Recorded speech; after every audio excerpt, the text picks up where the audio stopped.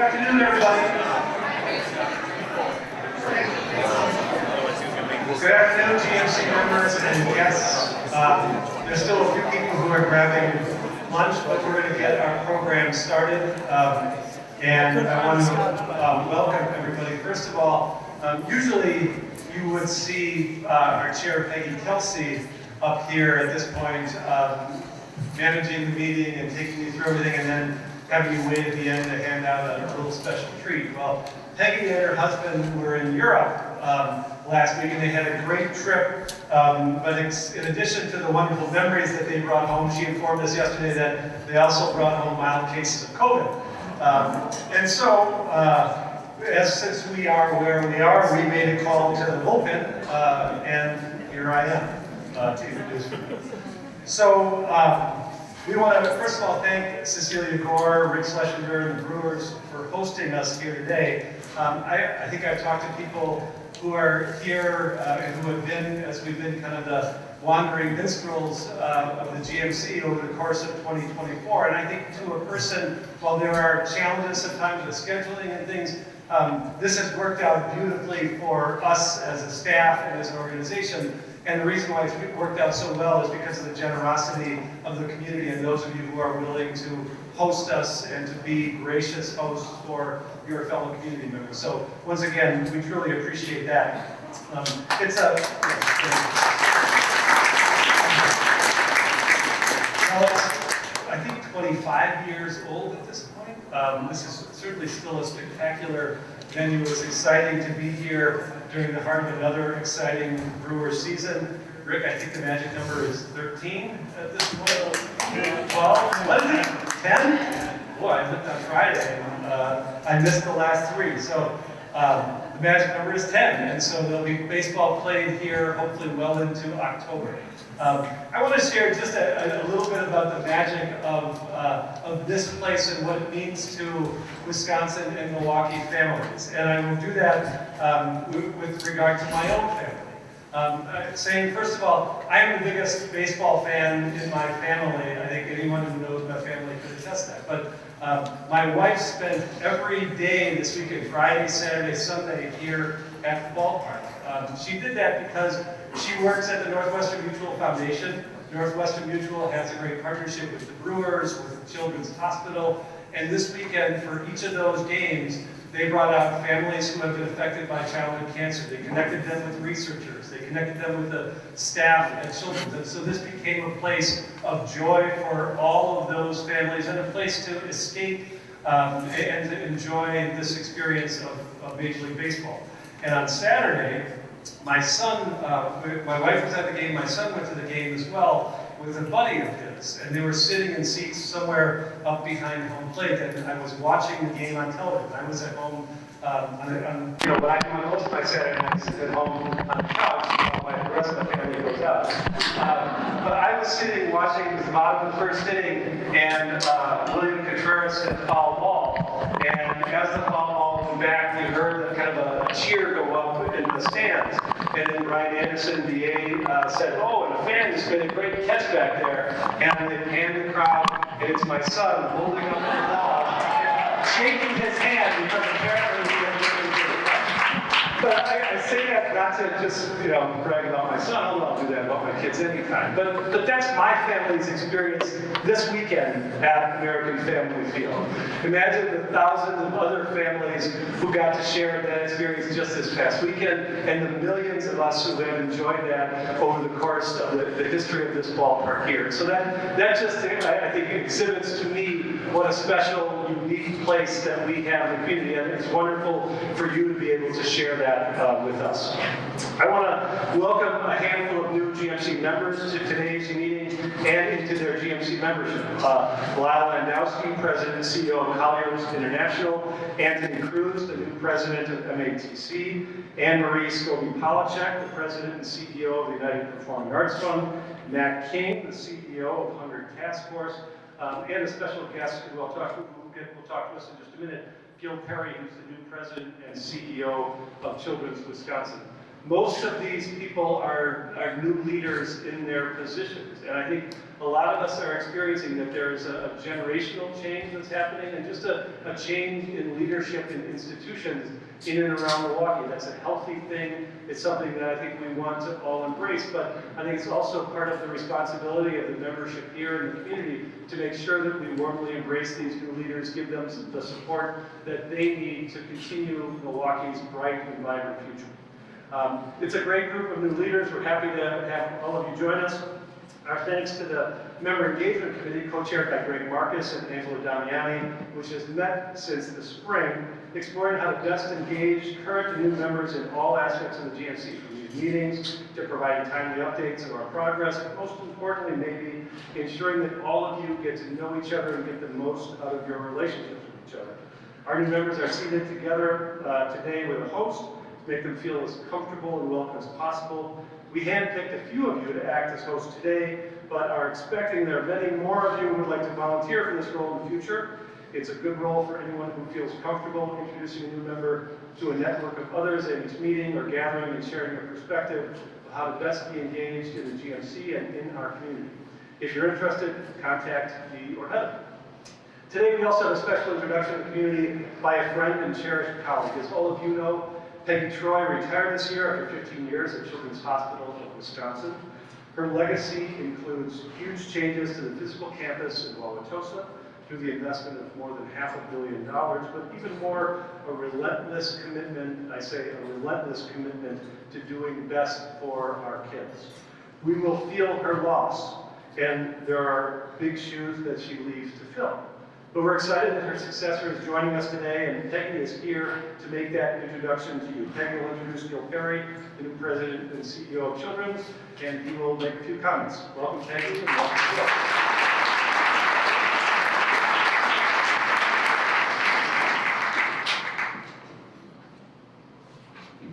Well, thanks, Joel, for those kind words, and I'm grateful to be here today on behalf of Children's Wisconsin, because as I look around this room and have the opportunity to introduce Gil to several of you, I mean, we wouldn't be all we could be without an amazing community of individuals who supported us to be the only independent children's hospital in the state of Wisconsin.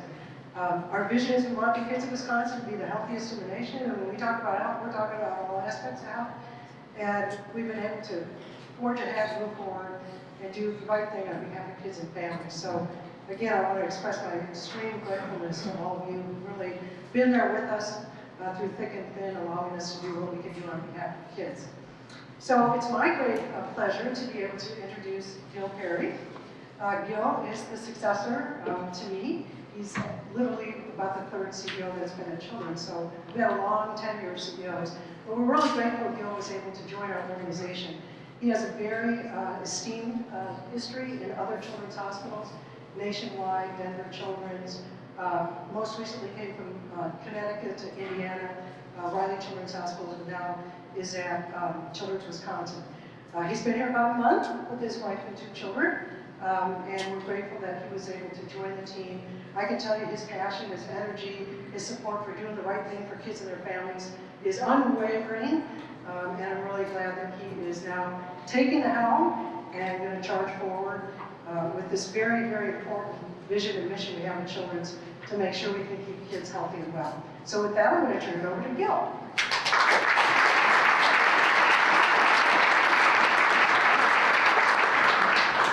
Thank you, Peggy. First off, I want another round of applause for Peggy Troy.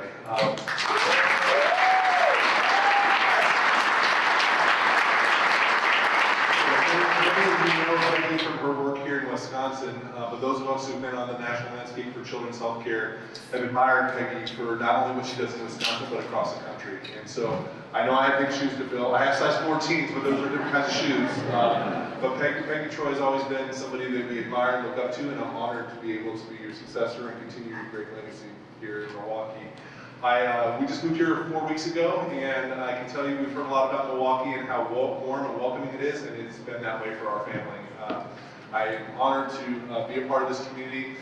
We at Children's are here to take care of every child who needs us, not only medically. Again, only 20% of what we do in the hospital impacts child health. We are here because of our community. And some of the work that Peggy has led related to behavioral health and prevention, we will continue. Because we want to keep people out of the hospital, and we're going to continue to partner with organizations like yours to make children in Wisconsin the healthiest in the country. And so with that, I look forward to working with you all as we get to know each other, and please don't hesitate to reach out if we can be supportive to you or the organizations you represent. Thank you.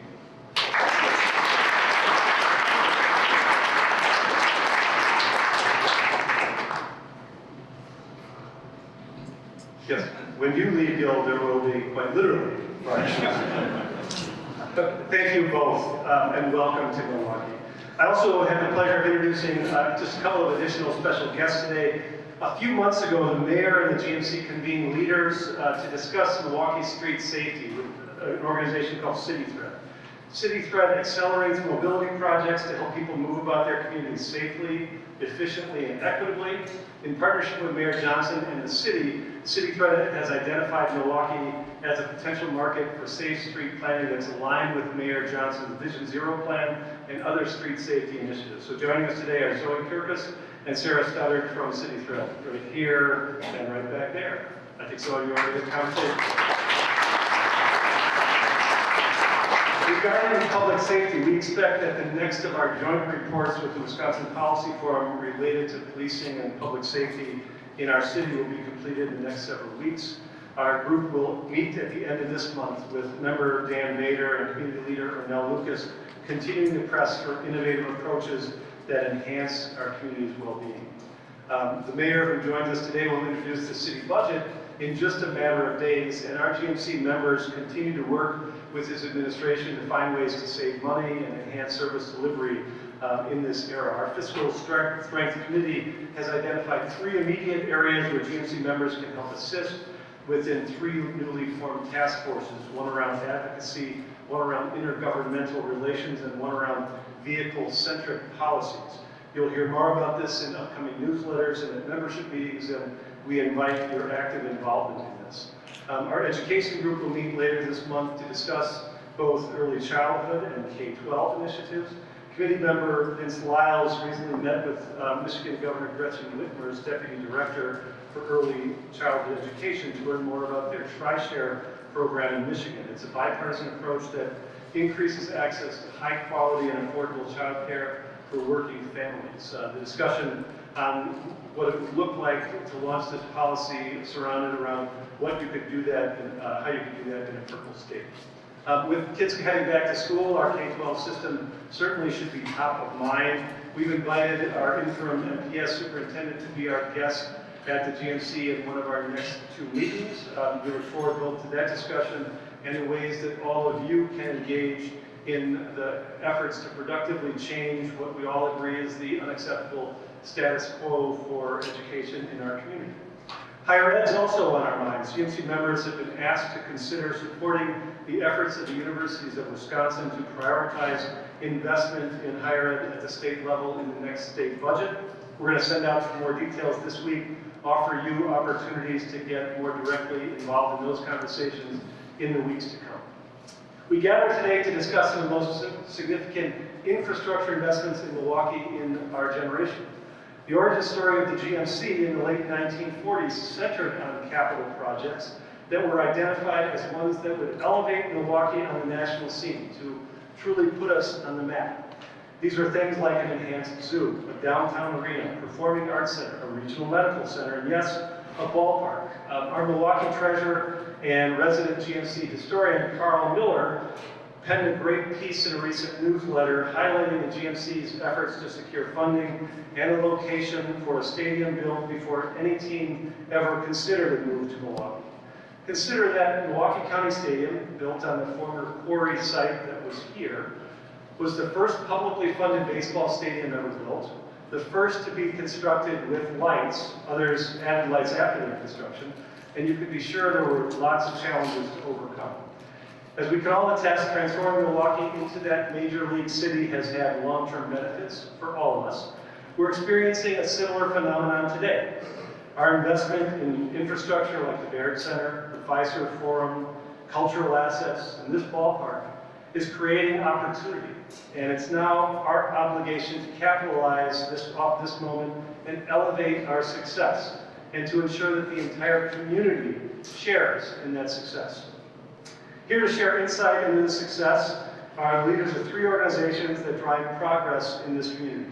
Peggy Williams-Smith, the President and CEO of Visit Milwaukee, Marty Brooks, the President and CEO of the Wisconsin Center District, and one of today's generous hosts, Rick Schlesinger, the President of Business Operations for our Milwaukee Brewers. We're going to start with a brief presentation by Peggy, and then the other 3 of us will join her for a discussion. So Peggy Williams-Smith.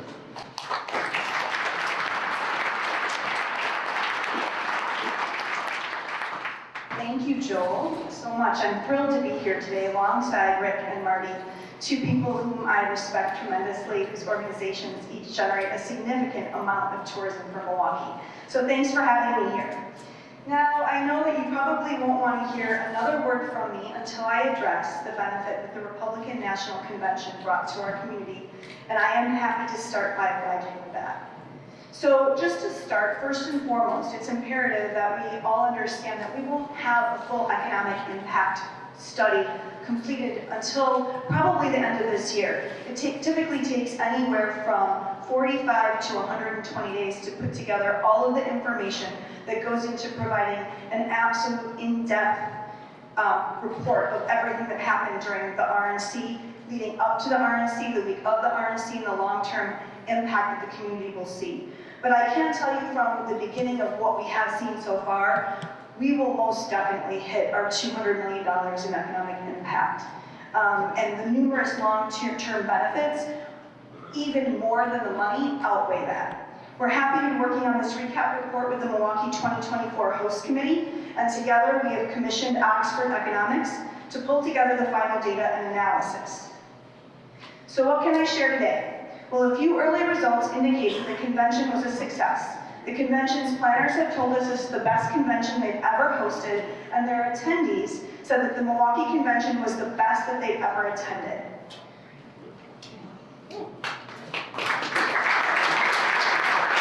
From a net perspective, it's a clear one, a clear win. Milwaukee truly came together and hosted an amazing event.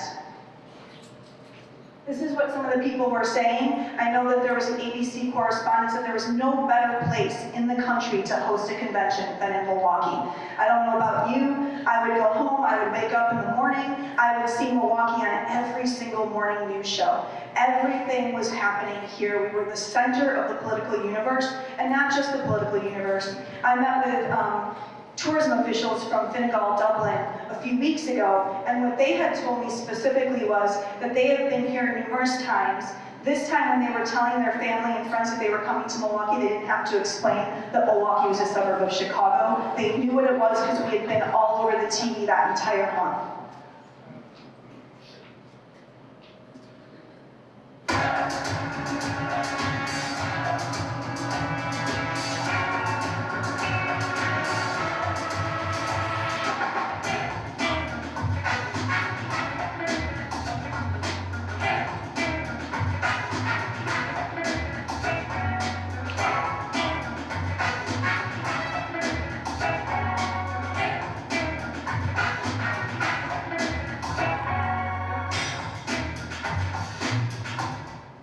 Now, before I dive into numbers, I want to remind you that when we're talking about what has been brought to the city, this starts 2 years ago. We had over 40 people who moved into the city, who rented apartments, who went to eat in our restaurants, who went and saw shows, who went and supported our cultural and arts community, and they were very involved in what they did. That will all be a part of the Economic Impact Survey.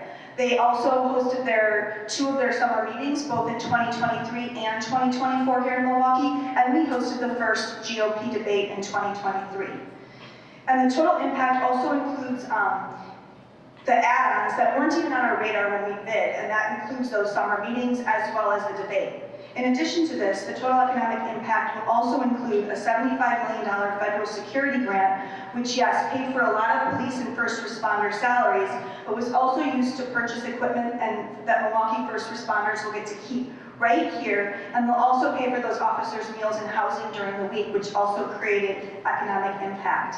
On top of this, the report will do its best to quantify the private investments made from companies like AT&T, which invested $12.4 million to upgrade Milwaukee's telecom network in the lead up to the convention. And these upgrades, of course, they stay right here in the city of Milwaukee.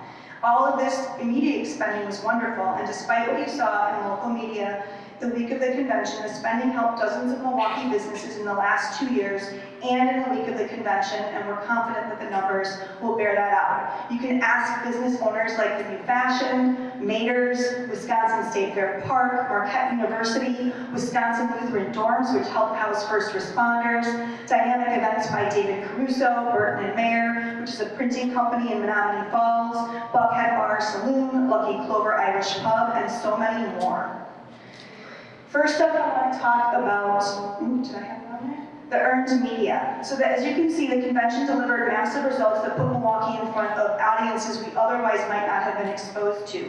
And the same goes for social. In the last year alone, there were 1.4 million unique social users talking about the convention taking place in Milwaukee.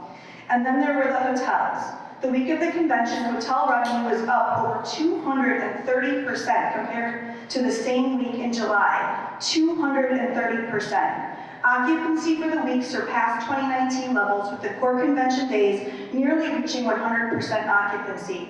In an early conversation with Oxford Economics, they told us that this was the highest room occupancy and rate that they have seen in a political convention in many, many cycles.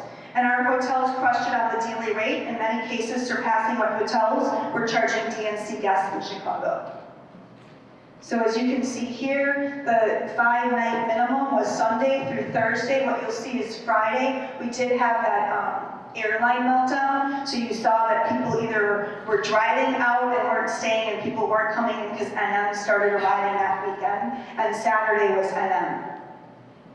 ADR, we have never, and I went back to every record of every star report that Visit Milwaukee has ever looked at. Our rate was 566 for the week. That's a 156% increase over 2023 and 192% over 2019. And RevPAR showed similar increases. And then revenue, as you can see, if you look at 2023, it was $5 million, and we did $19 million in revenue in the 6,200 rooms in the city of Milwaukee alone.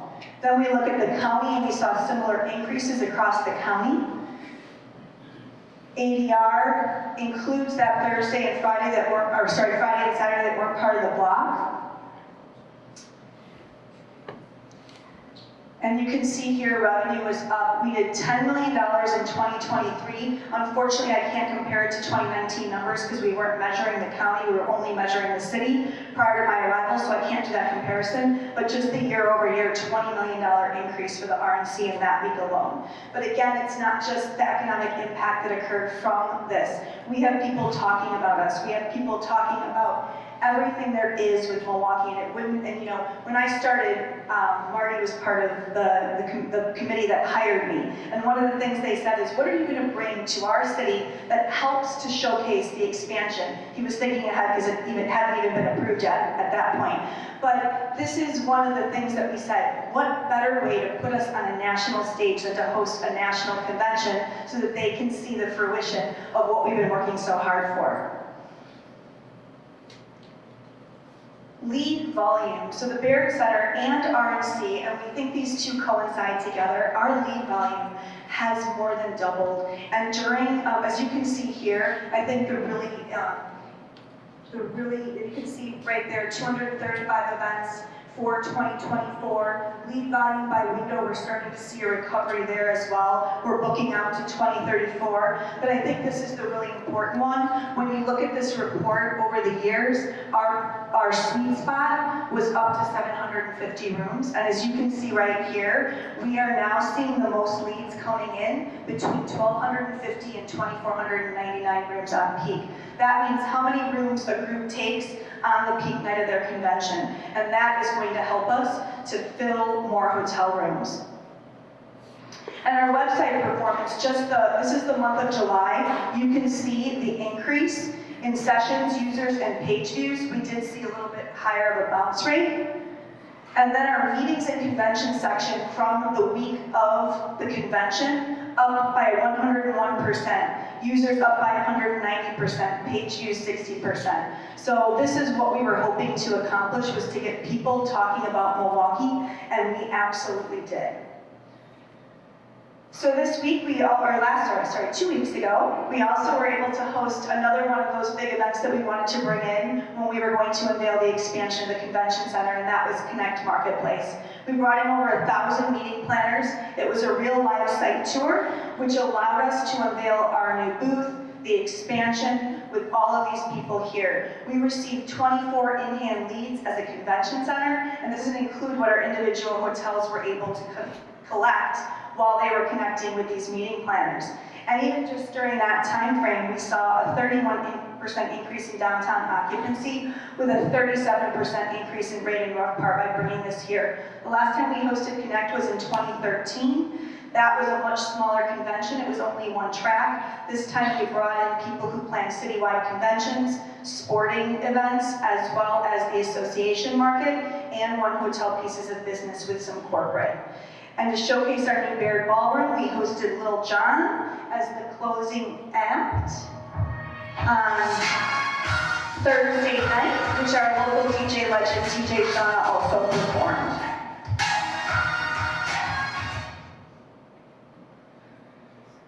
And then 2 weeks ago, we also announced, as part of the expansion, that Milwaukee will host the Super Bowl of Meetings ASAE in 2034. This would not have been possible without the expansion, people talking about Milwaukee, talking about the great things that we have here, and the large venues that we're able to showcase when we do site tours like American Family Field, the Baird Center, the Summerfest grounds, Wisconsin State Fair Park. All of those are the stories that we tell when we're on the road talking about everything that Milwaukee has to offer. I also want to talk about the winterization of the stadium that's going to be a game changer for us, allowing us to continue to build Sports Milwaukee, our sports sales division, and allow for more off-season concerts and events that fill our bars, our restaurants, and our hotels. And to demonstrate this, there were a few concerts that happened in 2023 that absolutely blew away projections and numbers. When we hosted George Strait, it filled downtown hotels at a whopping 97% occupancy, but it filled the county at a 96% occupancy at an average rate of $210. To give you an example, we finished the county last year at about 127. So just those types of events and what they can do. And then we also hosted 2 nights of Morgan Wallen back in April of 2023, where our county saw 90% occupancy and our downtown saw 93. And that's really the goal, is to make sure that we're filling downtown so that that compression goes out to the region, so that we can make sure that everyone's experiencing all there is in Milwaukee. So with all these amazing wins, they're great, right? They're good for all of us. But we also need to be mindful of the future so that this fantastic momentum continues, and you can play a role in this too. So I'm going to ask each of you, for starters, if there is a convention that you're a part of, you're all part of groups, I'm sure, that you talk to or that you're a part of, if it's the National Association of Underwater Basket Weavers, we want to make you look amazing. Bring your convention to us. We're seeing more and more of that. The United States Hispanic Chamber of Commerce is looking to come back to Milwaukee in 2027. We're hosting a large site tour. A lot of you will get invitations to that opening reception to make sure that we're showcasing all that Milwaukee has to offer. And then also, if you are friends with hoteliers, people who own hotels, people who manage hotels, make sure that they are participating in our room blocks. As you can see, these are the people who we compete against. And this is our MSA, the bigger area of hotel rooms. And as you can see, when we look at our competitive set, we have a lot less hotel rooms than we do. So we need to make sure that the hotels that we do have here are giving us as many rooms as they can, so we continue to bring these groups into the city of Milwaukee so that we can continue to build the occupancy that we've been trying to build over the past 3 years coming out of COVID. And with that, I will turn it back over to Joel.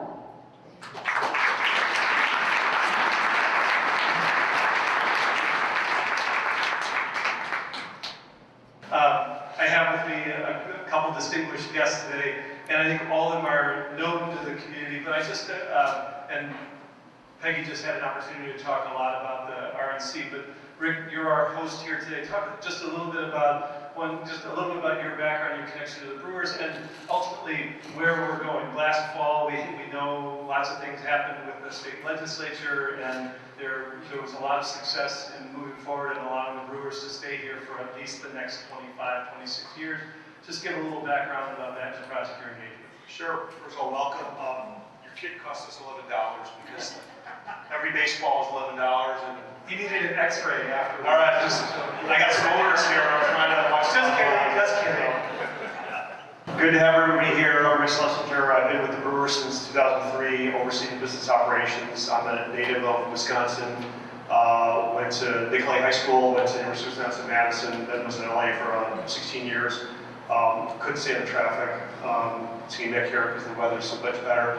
And yeah, obviously Joe with the effort to fund the next generation of American Family Field, culminating with the legislation that was signed by the governor here at the ballpark. It's a game changer for us. This is our home. We've invested our livelihood, our lives, our fortunes to be here. And while this facility has always been maintained as a state-of-the-art facility, as people who know infrastructure, the cost to maintain and upgrade and elevate these facilities to keep them state-of-the-art is millions and millions of dollars. It's stuff that the fans necessarily don't always see on a day-to-day basis. It's behind the scenes, it's chillers, it's boilers, it's broadcast infrastructure, it's concrete, it's as well as new video boards, new seats, new fan amenities. But just a testament to the leadership locally by Mayor Johnson, by David Crowley, by the business community, by people in Madison who normally don't talk to each other across political lines, but got together to forge bipartisan legislation that keeps us here, has an impactful investment not only for us but for the whole state. The funding for this is now shared by everybody in the state as opposed to just the 5 counties. And that was obviously a contentious issue for us back in 1996. So everybody is invested in the state in this facility. It's a regional team. We draw 47% of our fans from outside the 5 counties. And that includes people from the South when they come to watch the Cubs lose, people from St. Louis when they watch the Cardinals lose, people from Minnesota watch the Twins lose. So, this is really, from our perspective, just a huge game changer. It keeps us here, it keeps us ballpark, state-of-the-art. Just a huge amount of credit to a lot of people in leadership, the business community, the political leadership. I would also just say that one of the eye-openers for me was how talented our staffs are that underwrite all the stuff. So we have incredible people in Madison and Milwaukee who ran financial models, who helped draft legislation, people behind the scenes who are there because they want to serve, and we would not have gotten legislation done without all their hard work behind the scenes. They don't get enough credit, but it was a lot of fathers and mothers working together to create this baby, and we're just so privileged to be part of it. Thank you. Marty, you're not from here. You've only been around here for like 7 or 8 years, so people, when they ask you where you went to high school, you don't have the same answer that the rest of us do. I do not. And your project also was one that I think I remember, both talking about yourself, but talk about the start of your project. I think I was on the Wisconsin Center District Board when that happened. We approved it. I was sitting at my kitchen table. You were one of a couple of people because it was like April of 2020 when we did this. So talk a little bit about that, because this was a project that needed vision and it needed people to be able to push it over the finish line. But really, you were kind of hired to start that process. So please let us know a little bit about you. Well, first, we miss you one more, Joel. I was hired in January of 2018. I started and was given 3 mandates by the board when they hired me. One was to run the organization, Wisconsin Center District, more as a private sector entrepreneurial building organization. Second was to get more involved in the community. Historically, the Wisconsin Center District really operated in a silo. We took incoming calls, really didn't get involved in any boards, community events, and waited for Visit Milwaukee to come to us with some booking opportunities where we would say, oh, it's a weekend or weeknight, we don't want to work, can't give you a price. And it was also then to determine, at least for the the time being, do we either move forward with an expansion project or do we put it in the back burner for a few years? Because when the existing facility opened in 1998, it was anticipated that at some point in the future, an expansion would be appropriate, necessary. So there were things built into the existing facility that really made it easier when we looked to do the expansion. The only ones who were getting rich over the first 20 years were the consultants, because every 3 or 4 years we do economic impact studies, feasibility studies, competitive marketplace analysis. And in the summer of 2019, the board approved the ability to spend $1 million in putting together seed money to develop a concept for an expansion and then get a price for it so that we could really make an educated decision to move forward or not. We hired owner's rep, TBS EUA to be the architects, and then Gilbane Smith to be our contractor should we move forward with the project. So we had done a bunch of studies before I got here, and it was determined that we were losing as much business as we were booking, because once our ballroom were booked, once our meeting rooms were booked, really, while we still had space available, it wasn't really saleable space for another client. And our competitive set had 2 ballrooms, 1 meeting room. So we identified a programming model that we needed to have the expansion accomplish, which was the 2nd ballroom, 24 additional meeting rooms taking us to 52, add 112,000 square feet of exhibition space, taking us to over 300,000 square feet of contiguous space, which really put us in the next category of being able to receive RFPs and facilitate bigger events. The expansion is on the property that was our surface lot that had been the Mecca. We had 260 surface parking spaces that generated a significant amount of income to the organization. So part of the programming mix was to make sure parking was a part of it. So we got all that designed, also keeping in mind that we wanted to make sure that we hit a couple of other goals. One, we wanted to make sure that the project was inclusive in its final design. So we have all gender restrooms, nursing mothers rooms, 2 sensory rooms. We're also, sustainability was important. We have low E, bird-friendly glass, solar array on the roof, a food digester. We spent $2.5–3 million on something we'll never see, hopefully, and that was a stormwater management system underground. The first thing we did was dug this massive trench. We ultimately filled up. It killed me to not be able to see it, but that was an important part of the project, that we have as little impact on the environment as possible. And this stormwater management system allows us to collect rainwater and then gradually release it into the city sewer system so we're not overloading it.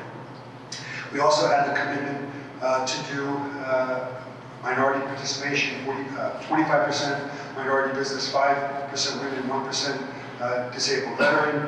And then we committed to a pretty aggressive goal of 40% of all on-site wages would be provided to met residents of 7 disadvantaged zip codes in the city of Milwaukee. And I'm proud to say that in all categories we exceeded all of our expectations.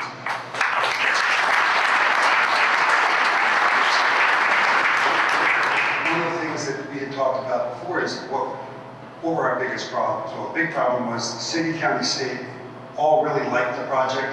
None of the 3 were empowered or had an opportunity to provide us money. We sought funds from everyone, and nice project, but we've got our own issues to deal with. We were able to go to the board, get the project approved with some bonding. However, what was really interesting and some unforeseen pressures as we were moving down this path was a little thing called COVID happened. And in 2020, the hospitality industry shuttered for all intents and purposes.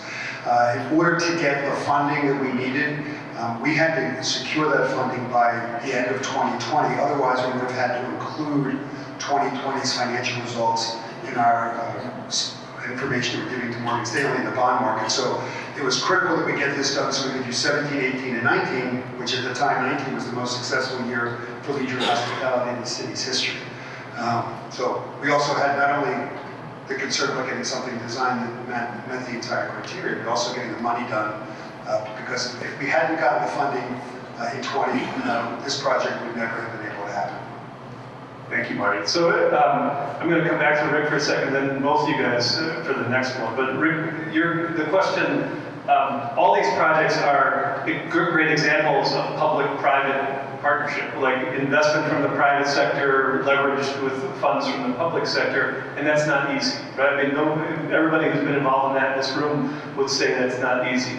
Are there things about these couple projects that lessons we have learned or things we can employ moving forward? Or maybe the negative way to look at that, was that the hardest part about this, was making sure that you had the stuff you had to overcome in going to the public sector to be the right kind of partner to do this? Yeah, I mean, I think obviously we were not going to be able to keep this ballpark as a state-of-the-art facility with just private money. And conversely, we also recognized that it was not appropriate for the public to fund 100% of the project for the next generation. So we worked on coming up with models of how much the Brewers could contribute, what we could do in addition. And again, it took great leadership locally and in Madison for people to bridge the gulfs. Whenever you're using taxpayer money, you're always going to be under the microscope as you should, because there are so many competing needs for public funds in the state, and we have to make the case, a business case, that the economic benefit that Peg sort of alluded to of the ballpark, all the jobs we create, all the taxes we pay, all the taxes our players pay locally and the state, all the traffic of people coming in from outside the state, all that generates revenue that funded the public sector piece. And again, economists can tell you a lot of different things, but we felt very comfortable that the economic benefit here more than made out for what the public was putting in. And then you add the sort of the value of having Major League Baseball, and sort of like whether you get impressions for the RNC, you get recognition of the city. Hopefully, if we play deep in October, that'll become more national recognition. So we put that all in the mix. I think the lessons are that, from my perspective, is that our state works. The political process works, and all we read all day is how the Democrats and the governor doesn't allow the legislature, and how Milwaukee is treated shabbily by the Madison politicians. From my perspective, we were able to overcome all that and get people to work together. It wasn't easy. We didn't get 100% votes in the Assembly or the Senate, but we got 71 out of 99 votes in the Assembly for this project. We got 19 out of 33 in the Senate, and anybody can tell you bipartisan legislation in the state is hard to get to, but I think if you make the business case, if you listen to people and you re-characterize and reframe your asks, you can be successful with public-private partnerships. Marty, I'm thinking, similar question, but it's even, I don't know that people necessarily understand the close connection between Visit Milwaukee and the Wisconsin Center District. I worked at the predecessor to Visit Milwaukee, the Convention and Visitors Bureau, I think it was 25 years ago now. And at that time, you probably could have gotten the two people who were in those roles to sit next to each other, but then they go back to their offices and kind of fight with each other over stuff. I mean, this was the way of things. One, how did we get around that? I don't think they were good people too. I don't think it was just them. But at that time, they said Visit Milwaukee was getting 60 to 70% of its annual budget through the Wisconsin Center. I don't know if it's similar or the same now, but one, how do we overcome that to get everybody working in concert? And then what did the two of you learn about that we can share with the rest of us about how you work in the right way and constructively with our partners in the public sector? Just for the record, no one at Visit Milwaukee or the Convention and Visitors Commission listens to either. I don't even like to be reminded of that. I was made aware of the relationship between Visit Milwaukee and the district before coming up, and couldn't understand it. I was in St. Louis the last 6 years. I worked for Explore St. Louis, which was not only the group that represented tourism and leisure hospitality, but also operated the convention center in the Edward Jones Zone where the Rams used to play. So we were one entity. We had to work together. Those of you who do know me know I love to collaborate. I love working with others to get something done. And one of our mantras at the district is how do we get to yes. I was on the search committee, as Peggy mentioned, and I've shared this with her before, but I was the lone dissenter to hire her. And it's not because I didn't like her, and not because I didn't trust her. I didn't think she had the experience outside of Milwaukee, because from my perspective, you're selling Milwaukee, not to Milwaukee, you're selling Milwaukee to people across the country, if not the world. But the group that did the selection was very open, very honest with each other. Not wanting Peggy for that job at the time wasn't personal. It was just looking at her resume, because that's really all I knew about her. I have never been more wrong about anything in my life.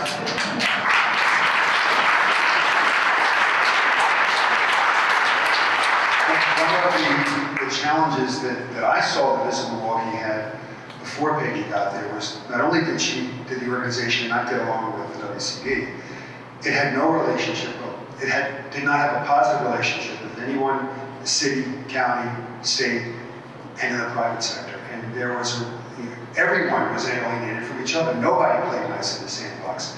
She's done an incredible job building relationships, not just in the city, but throughout the region, the state, and then nationally for us to be able to get Democratic National Convention, Republican National Convention. It's a matter of being honest with each other, communicating regularly. Peggy and I meet every Friday at 8 o'clock. A lot of times by Zoom, and usually with the camera off, because neither one of us looks so terrific at 8 o'clock on Friday morning. But we respect each other, and we speak very honestly, and we don't always agree, but we work together and try to get to yes for everything. You know, when I started to Visit Milwaukee nearly 5 years ago, what I recognized was that we needed a Milwaukee champion. And we needed not only to be selling to people outside of Milwaukee, but we needed to be selling to all of you so that you would feel comfortable sharing your stories with us, so we could share those stories with the world. And I think that's really what the team always wanted to do. They just didn't have the horsepower within how to do that, and that's what they do now. So as I look around the room, I see everyone that makes this community incredible and fabulous. And yes, do we have issues? But I see my role as the cheerleader for the city, and to go out and tell all of the good stories that the city has to tell. And that is where we started from ground one going into 2020. I think that 2020 and COVID offered our organization the opportunity to be a connector in the city. We went through a really tough time, the toughest time that hospitality has ever seen. I know that there's people like Greg in this room who spent 22 years working with me on how to collaborate with people, and that has been also very helpful in what we've done. But it allowed us the opportunity to really get to know the people in the community who are doing good things and be able to tell those stories. And then you add in new leadership that we hadn't seen for 19 years on the city side with Mayor Johnson. I mean, he's been fabulous. He's an absolute supporter of tourism, which helps us to better sell the city, as well as on the county side. We have no better promoter for the county of Milwaukee than County Executive Crowley, and with both of them willing to help us, go with us to sell Milwaukee to a convention or bring a convention in and talk to them while they're here, it really makes us a better city and allows us to better sell the city. Okay, a couple of questions. This is the lightning round now. Your answers have to be crisp. Marty, especially you. You all have peers in other cities that you work with. I mean, what are they saying about Milwaukee? I mean, has that changed from 4 or 5 years ago to what they're saying now? We had a number of our peers in town 2 weeks ago for Connect. We've also had other cities come in wanting to tour our facility to see what we've done to the convention center. People are blown away. There are markets that have come to visit our facility that are much larger than ours, and in the past have been aspirational cities for us to compete with. They are blown away by the design, by the functionality, by how inclusive we were. That's just for the Baird Center. If you then look at the kind of attention the city has gotten between the Bucks, the Brewers, DNC, RNC, Summerfest, Harley's event, we're bringing all kinds of activity that's getting national and international attention. We just are the place to be. Detroit. So Detroit is also undergoing a huge renaissance. They have new leadership in their city, new leadership in my position. We started at the same time, and we often tease each other about our budgets. I'm like, how much money do you have to spend here in every ad that I see? To him, and he says to me, how much money do you have? And I have a lot less than he does. And he's like, I see you guys everywhere. Milwaukee is doing amazing things. So Detroit, the amount of attention that he thinks we get tells me that we're really out there. Yeah, I think my counterparts in many cities are looking to get public assistance for new ballparks or renovated ballparks. And first question is, how did we do it? And I'd like to say it was all brilliance by me, but it really wasn't. And I've talked to them about some of the things that they can do to help. And in many places, they have unified government. So in California, where I have some friends in Anaheim, are trying to get a new stadium or upgraded stadium. It's a Democratic governed state, and they're having real trouble getting public funding. My friend in Phoenix is trying to get a ballpark solution for the Diamondbacks. I'm not talking because they beat us in the playoffs last year, after that. But they're looking for lessons. So it's just a matter of how you bridge sort of the political gap. How do you make the case? And it's a lot of preparatory work you have to do years and years in advance. We started this process for ballpark funding back in 2018 and 2019, and it took several years, interrupted a little bit by COVID, to get it done in December of last year. But it's a 4 or 5 year process, and you got to build relationships and build things early. So there's a lot of lessons to learn that my counterparts are very eager to find out. Last question for each of you. And you can answer one of either two ways. One, this is a hugely important part. The work that you're involved in the tourism convention sector, hospitality is hugely important in Milwaukee. It doesn't drive our entire economy. There are still other challenges that we have as a community. What else do we need to be making sure that we're doing as a community to ensure that we have success in this part, the part that we can all celebrate? What are we still missing in the rest of the community? I don't know if I would say this is missing, but we need to do a better job, and that's have the private sector working more collaboratively with the public sector, the city and the county. When I first got here, I went around and met with everyone on my board. Specifically, I remember sitting with Ashante Hamilton, who at the time was Common Council president. And his first question is, what's your biggest concern? What do we need to do better? And it's public safety. Whether it's real or perceived, if it's perceived, it is real. Doing what we can to help the city and county have the resources to provide safety for all of us is, to me, the most important thing. And we've got to figure out a way to help the city have the monies to fund the safety expenses.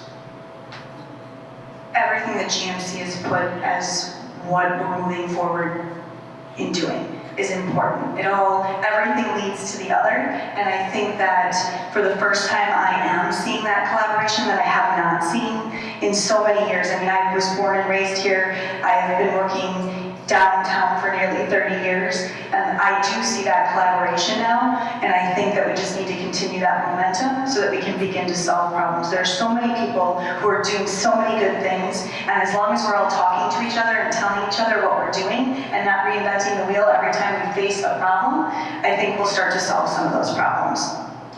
Yeah, I agree with both of what has been said. I would say education. Obviously, we have a really big divide between some great schools and some really underperforming schools.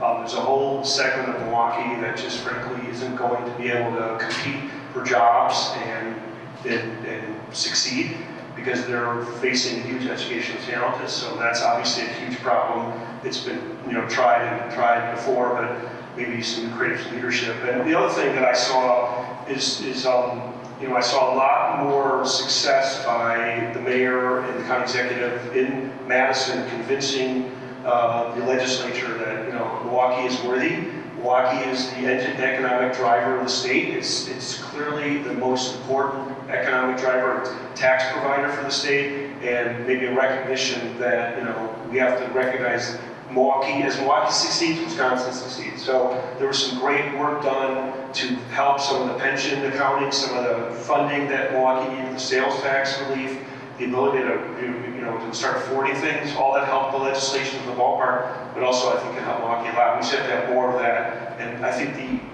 energy that was created from that discussion will continue if we need it. Thank you all. Can we give our guests a hand? So, we're going to have discussion at the table, but before we do that, we're going to explore something new. I think many of you probably have done this before, but there's a website called menti.com. So I would ask you either to go to that, or I think Heather might put up on the screen here a QR code. So go there, and then we're going to ask you just a question. Kind of be visionaries around Milwaukee's future here when it comes to capital projects. As I mentioned, the origin story of the GMC is around capital projects. Much more of what we're doing now is around human capital, education, the challenges that we have as a community. But for a moment, just look into the future and think, what are what public-private project holds the most promise for Milwaukee's future? I'll throw out a couple of ideas for you. Some have said it's time for us to go back to the lakefront. Summerfest is engaged in a planning effort around how can they be a 12-month destination, how can they be make more use of that. There are other assets around the lakefront. Should we spend some time and energy on that moving forward? On the west side of downtown, very soon, the Public Museum will vacate their former space, the state office building. The county will have to ultimately, we need a new public safety building there. So there's opportunities there. It could be something else. Or you could say, we shouldn't be focused on infrastructure. We need to focus on X. But we're asking you these questions. And you see there are some things that are coming up here. But this is where ultimately we're going to continue to be involved in the conversation as a community moving forward around where our priorities are. There are resources out there at the federal level that are kind of unprecedented, and we should look to tap into those, but we always need to be visionary around the community, around what's next. You have in front of you here 3 people who have been about visionary projects that are going to have an impact for the next few decades here at least, and so we appreciate that when we have opportunities to do that moving forward. So we'll give you a couple of moments to keep doing this, and then turn back to your tables to answer a couple of questions that we will also put on the board around what you perceive as priority infrastructure goals, what obstacles stand in the way of creating a stronger Milwaukee, and allow you to sit at your table and talk to each other around that for the next 15 or so minutes before we reconvene and send you on your way. But again, I want to say thank you both to the panelists here, but also our hosts, Rick and Cecilia, and the Brewers for hosting us today. So please answer the question, and then move back and have a conversation yourself. Thanks.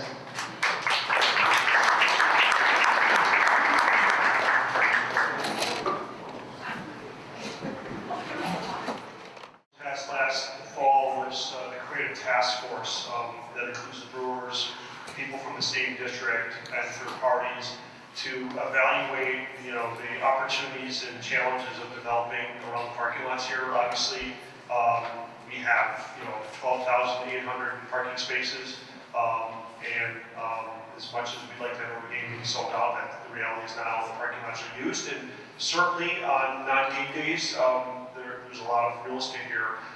So the task force is going to investigate, sort of all of the opportunities. It has to make commercial sense. It has to, for people to put private money into commercial development, it has to make economic sense. And people have parameters, and developers have very specific, finite numbers that they need to reach before they start putting millions of dollars into place. We have environmental challenges with the parking lots.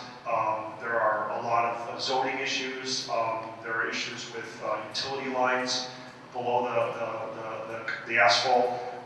Doing anything meaningful, if it's commercial, it's one thing. If it's mixed use, the infrastructure improvements that are required. The freeway expansion that's being contemplated obviously impacts, sort of the ingress and egress. So a lot of things are out there.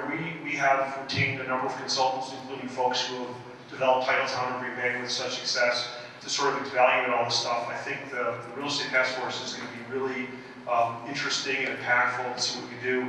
I don't know if there's anything short term. I don't think you'll start seeing development in the parking lots in the next few years.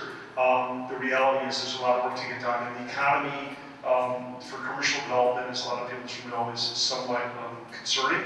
And we have to also make sure that whatever we do here fits the neighborhood and is consistent with what our neighbors want. And we have good relations with neighborhoods. We don't want to ruin those. You've been a good neighbor for 70 years. All right, just a few minutes. Anybody have any questions or comments, questions for panelists, or comments about what came up at your table that you want to share? We have somebody with a microphone wandering around if you do. Clarence had one. Doesn't pay to be very tall, at any rate. So some of the things that we talked about at our table, question number one especially, what do you perceive as primary infrastructure goals for Milwaukee? And broadband access was one that we talked about. That's important for our area to give everyone access to these devices to learn education, which we also worry about with incentive as well. So that's a big one. And we also talked about transportation. That's something that's really important in our area. We don't have a great public transportation system. Unfortunately, we have a great city, a great community that will do more as far as public transportation. Second question, what obstacles stand in the way of creating a strong Milwaukee? A master plan, a plan that brings together all of these initiatives that, again, we all agree on making our community a wonderful place to live and work. That is very important. And also just more regional cooperation. We need to get folks together from Waukesha, Milwaukee County to really work more closely with Milwaukee so that we can take full advantage of all the things that our metro area has to offer. So just a few things I want to share. Thank you, Clarence. Anyone else? Good afternoon. I don't know most of you. I'm Robin Werner with AT&T, and I can speak with a note thing or two about broadband. And if you'd like to talk after, I'd be happy to give you some insight. But I want to thank Peggy for making some comments earlier about AT&T's infrastructure investment as it was related directly to the RNC. My role at AT&T is the Director of External and Legislative Affairs for the company. I represent the state of Wisconsin. And I have the pleasure of traveling around the state and talking about the great impact that AT&T has on the state of Wisconsin. Since 2019, we've invested over $1.4 billion in our network infrastructure in the state of Wisconsin in our wireless and wired networks. About $450 million of that can be attributed directly to the greater Milwaukee metro area. And as Peggy so kindly pointed out, directly tied to the RNC and the work that was leading up to the RNC, $12.4 million of additional network infrastructure here in the Milwaukee area. And as you think about it, when the convention ended and businesses were packing up their boxes and packing up their trucks and driving off to the next convention, wherever they were going, the infrastructure that AT&T invested in the city of Milwaukee and the greater Milwaukee metro area stayed here and will allow for continued broadband expansion here in the Milwaukee metro area. So I'm very proud to be able to share that. Happy to be here to share that information, and feel free to reach out to me if you have additional questions about AT&T specific broadband infrastructure and investment in Milwaukee. Thank you, Robin. The notion of many hands making light work, so much investment went into everything around the RNC and the success of a lot of the infrastructure we have here. So thank you to everybody for venturing out to the ballpark. Betsy, you can have the last word before I finish up. I'll take it, Joel. Our small but mighty group over here really took a look at the entire county and recognized probably the #1 priority project is some kind of resolution on 794 and taking that space and redeveloping it to the best of the city. That will help us attract some retail development downtown, which is now sorely lacking. More retail will help add to tourism, will help encourage hotel growth, and we think that's an important consideration. One of the drawbacks and one of the challenges is the number of county-owned projects facing budget constraints right now. We count among those the Marcus Center, the domes, the public museum, all of which probably have deferred maintenance issues they need to address, but more importantly, we need to see if there's an opportunity to transfer those to private ownership.